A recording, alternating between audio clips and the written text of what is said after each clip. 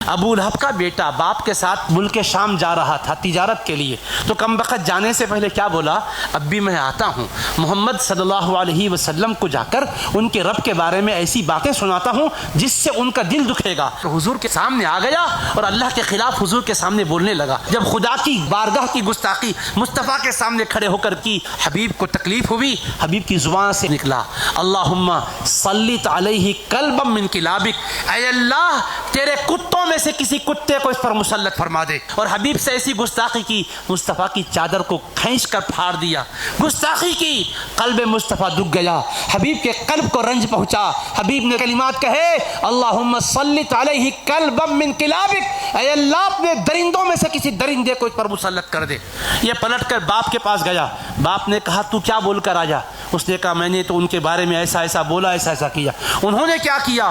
انہوں نے یہ جواب میں کہا کہ اے اللہ تو اس پر کسی درندے کو، کتے کو مسلط کر دے۔ تو وہ کہنے لگا ارے جو وہ بولتے ہیں وہ ضرور ہو کر رہتا ہے، اب تیری ہلاکت کا تو وقت آنے ہی والا ہے۔ اب وہ سفر میں جانے کا فیصلہ کر لیا تھا، اس کی حفاظت کرتے ہوئے لے کر گیا۔ ایک مقام پر پڑاؤ ڈالا تو وہاں کا راہب بولنے لگا ارے تم لوگ یہاں پر کیوں پڑاؤ ڈال رہے ہو؟ یہ زمین ایسی ہے، یہاں درندے، بھیڑیے، شیر ایسے ہی چلتے پھرتے ہیں جیسے بکریاں چلتے پھرتے نظر آتی ہیں۔ اب وہ ایسا وقت تھا یہاں سے کہیں جا نہیں سکتے تھے۔ اس نے کیا کیا؟ اپنی قوم کے لوگ جو ساتھ تھے ان کو جمع کیا، جمع کر کے کہنے لگا تم جانتے ہو میں بوڑھا ہو چکا ہوں، میرے بڑھاپے پر رحم کرو، میرا یہ لخت جگر ہے۔ اس کے بارے میں محمد صلی اللہ علیہ وسلم نے ایک خطرناک جملہ کہا ہے، مجھے ڈر ہے کہیں درندہ اس کو کھانا جائے، لہٰذا تم پورا ساز و سامان جمع کرو۔ وہ کہنے لگے تو سردار ہے، جو تو بولے گا ہم سننے کو تیار ہیں۔ سارا سامان جمع کر دیا قافلے والوں نے،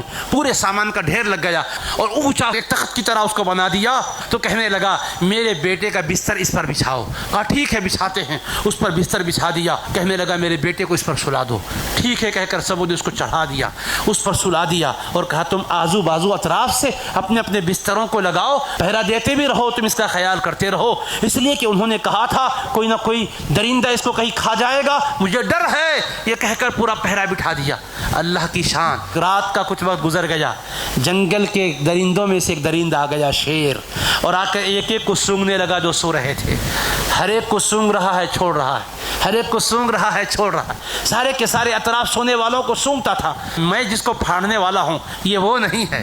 اس سے معلوم ہوتا ہے کہ گستاخ میں جو بدبو ہے وہ الگ ہوتی ہے، اگر ایک جیسی ہوتی تو کسی کو بھی کھا سکتا تھا۔ سونگ کے چھوڑ رہا ہے تو پتہ کیا چلا گستاخی کی غلاظت اتنی خطرناک ہے، شیر بھی محسوس کرتا ہے۔ اس کے بعد ایسی چھلانگ مارا اور مار کر جہاں وہ سو رہا تھا وہاں پہنچا اور فوراً اس کو چیر کے ریزہ ریزہ کر دیا، خون بہہ گیا اس کا۔